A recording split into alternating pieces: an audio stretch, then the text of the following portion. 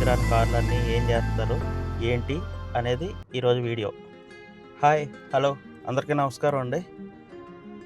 ఈరోజు వీడియో ఏంటంటే మా బాహుబలి కారుకి హ్యాండిల్ ఇరిగిపోయిందనమాట. ఇది అయితే మొన్న బయటికి వెళ్ళినప్పుడు ఒక ఫ్రెండ్ కనిపించాడు. ఫ్రెండ్ అంటే మన ఊరు ఆయన అనమాట. ఆయన్ని వచ్చి కూర్చోండి లోపల అంటే పాపం ఆయనకి తెలియక హ్యాండిల్ పట్టుకుని గట్టిగా లాగాడు. అది ఇరిగిపోయింది. ఇప్పుడు అది నా మెడకి వేసుకుందనమాట. ఇప్పుడు అది వెళ్ళి హ్యాండిల్ కొత్తది వేయించమంటే చాలా చోట్ల తిరిగాను, కానీ ఇది ఓల్డ్ మోడల్ అయిపోవడం వల్ల ఈ కారు హ్యాండిల్ ఎక్కడ దొరకకపోవడం వల్ల మా ఓనర్ గారు చెప్తే ఏమన్నాడంటే స్క్రాప్లో దొరుకుతుందేమో ట్రై చేయబోయావా అన్నాడు. అక్కడికి వెళ్ళి ట్రై చేద్దామని ఈరోజు బయలుదేరుతున్నాను.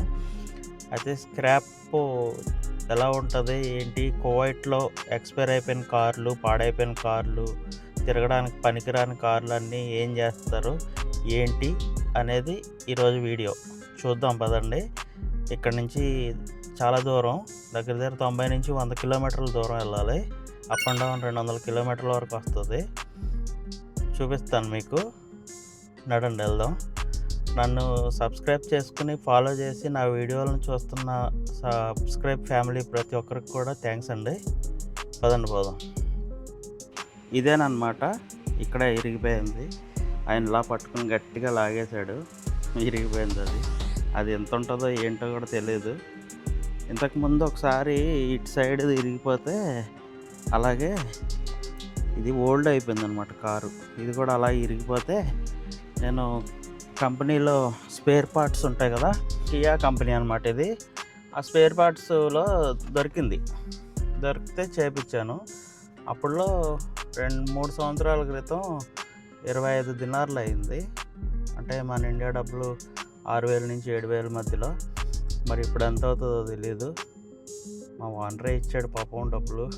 ఇలా జరిగిందని చెప్తే ఏమనకుండా నడండి, అది ఎక్కడ దొరుకుతుందో పట్టుకుందాం. టైర్లో ఫుల్గా గాలి పట్టించేసాము.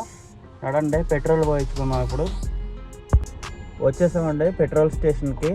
పెట్రోల్ నింపేసుకుని ఫుల్గా ప్రయాణం అయిపోదాం.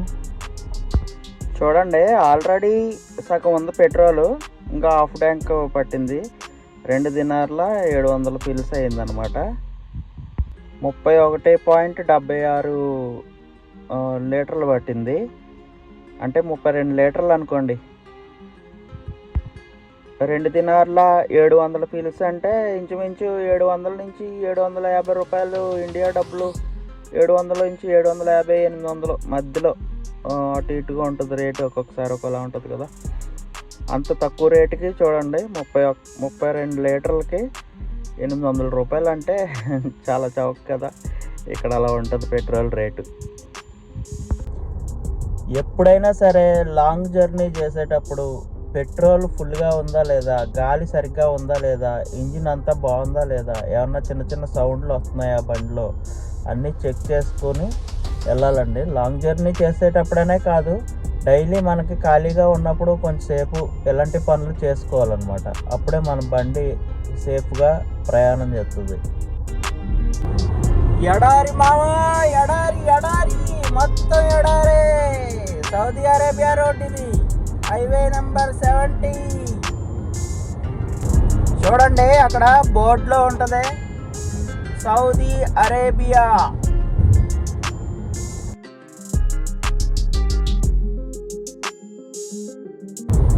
చూడండి, మొత్తం ఎడారే.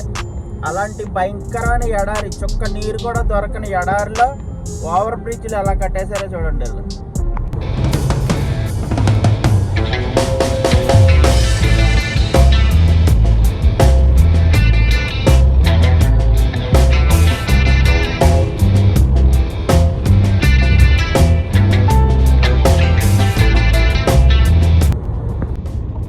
ఇదే అనమాట ఆ ఏరియా, కార్ల యొక్క స్క్రాప్ యార్డ్ అంటారు.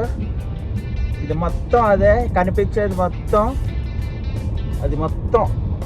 కనిపించేదంతా ఊరులాగా ఉంటుంది అది, కానీ ఊరు కాదు, మొత్తం కార్లు యొక్క స్క్రాప్ యార్డ్ అనమాట. చూద్దాం పదండి, లోపలికి వెళ్తే మీకు అర్థమవుతుంది. మొత్తం ఏ కంపెనీ కారు కావాలన్నా ఇక్కడ స్క్రాప్ దొరుకుతుంది. ఏ కంపెనీ, ఏ సంవత్సరం, ఎంత పాతదైనా ఎంత కొత్తదైనా దొరుకుతుంది. మనకు కూడా దొరికేసిందండి హ్యాండిల్. 6 దినాలు తీసుకున్నారు ఒక హ్యాండిల్కి. అది ఫిట్టింగ్ చేయడానికి 5 దినాలు అడిగారు. చేసేయమన్నాను, చేసి ఇచ్చేస్తా అన్నారు. ఇలాగో చూడండి ఇక్కడ ఎలా ఉన్నాయో కార్లన్నీ. ఇవన్నీ ఇంకా రోడ్డు మీద ప్రయాణం చాలించి ఇంకా ఇక్కడికి వచ్చినాయి అన్నమాట అన్నీ. ఇంకా లాస్ట్కి ఇక్కడికి చేరుతాయి కార్లన్నీ. ఇంకా పార్ట్ల కింద విడదీసి అలాగే మళ్ళీ కొత్తగా తయారు చేసి అమ్మేస్తూ ఉంటారు. చూడండి ఎలా ఉన్నాయో, ఎలా పెట్టారో. కొత్త కోట్లు విలువ చేసే స్పోర్ట్స్ కార్లు కూడా ఇక్కడ స్క్రాప్ అయిపోవాల్సిందే. అదిగోండి అదే హ్యాండిల్ కొత్తదే. ఆయనే మెకానిక్. ఇలాంటి చోట్ల ఏదన్నా సామాన్ కొనేటప్పుడు ఎంత జాగ్రత్తగా ఉండాలంటే చాలా జాగ్రత్తగా ఉండాలి. అతను ఏం చేశాడంటే ఒకటి ఆల్రెడీ పాడైపోయింది ఇచ్చాడు. అది నేను తీసుకుని మళ్ళీ మెకానిక్ దగ్గరికి తీసుకెళ్ళి అది పెట్టమంటే అతను పెట్టేటప్పుడే అది విరిగిపోయింది. మళ్ళీ అతని దగ్గరికి తీసుకెళ్ళి నువ్వు ఇచ్చింది విరిగిపోయిందంటే నాకు సంబంధం లేదు, నేను నీకు మంచిదే ఇచ్చాను, నువ్వు విరగొట్టుకుంటే నాకు సంబంధం ఏంటని అన్నాడు.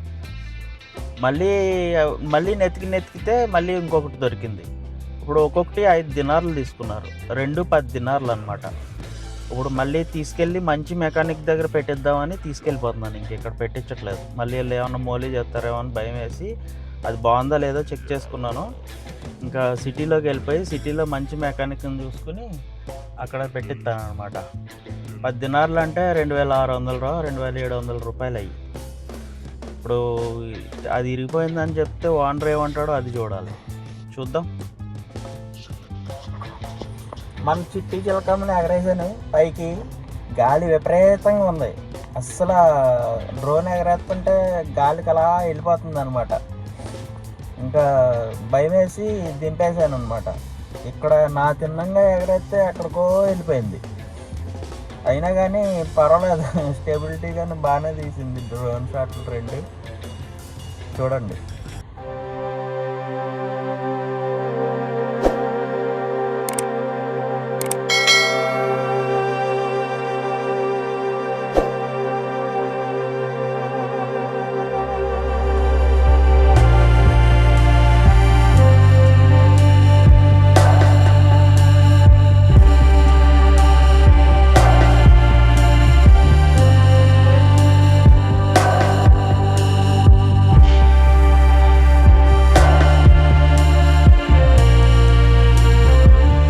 చూడండి 360 డిగ్రీస్లో మొత్తం ఎడారే, ఎక్కడ ఏమి ఉండదు, మొత్తం శూన్యం. చూసారా ఒక మేజర్ పల్లెటూరు ఎంత పెద్దది ఉంటుందో అంత పెద్దది. ఒక ఊరు ఎంత ఉంటుందో అంత ఉన్నది. మొత్తం అన్ని కార్లు అయ్యి చూడడానికి ఒక ఊరులా కనబడుతుంది కదా.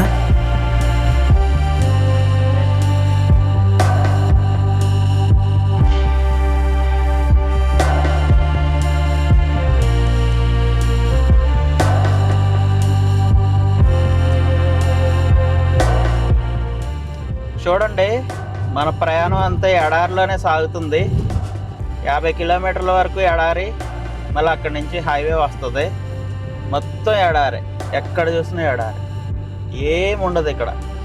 అయితే కువైట్ వాళ్ళు చలికాలం ఇక్కడికి వచ్చి ఖైమాలు టెంట్లు వేసుకుని సరదాగా పిక్నిక్ లాగా హ్యాపీగా ఎంజాయ్ చేస్తూ ఉంటారు. కొంతసేపు, 1 రోజు 2 రోజులు, మళ్ళీ వెళ్ళిపోతూ ఉంటారు.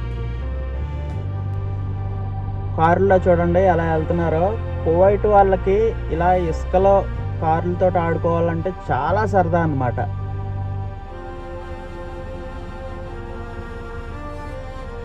అక్కడ దూరంగా ఒంట్లు కూడా ఉన్నాయి. అక్కడ ఉన్న మేపుతారు అనమాట. అక్కడ ఉన్నాయి చూడండి, మీకు కనబడుతున్నాయో లేదో మరి. గాలి ఎక్కువ వేసేస్తుంది, సౌండ్ క్లియర్గా వస్తుందో లేదో.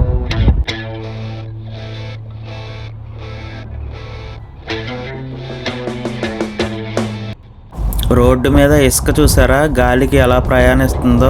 అక్కడ ఒక వ్యాన్ కనబడుతుంది కదండి, అవే షాపులు అనమాట. అలాంటి షాపులే అక్కడక్కడ ఉంటాయి అన్నమాట. వాళ్ళ దగ్గర వాటర్ బాటిల్స్, ఇంకా కొంచెం నిత్యావసర వస్తువులు అలాంటివి దొరుకుతూ ఉంటాయి అన్నమాట. ఇలాంటి ఎడారిలో వీళ్ళు తిరుగుతూ ఉంటారు కదా, అలాంటి షాపులు ఉపయోగపడతాయి.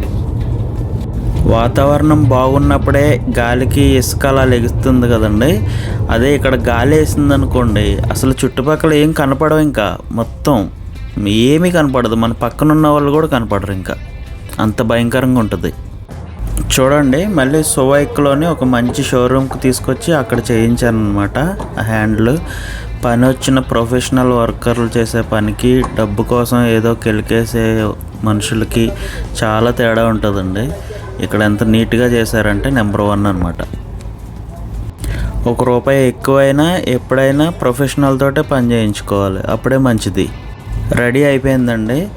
అరగంట టైంలో నీట్గా చేసి పెట్టారు, చాలా బాగా చేశారు.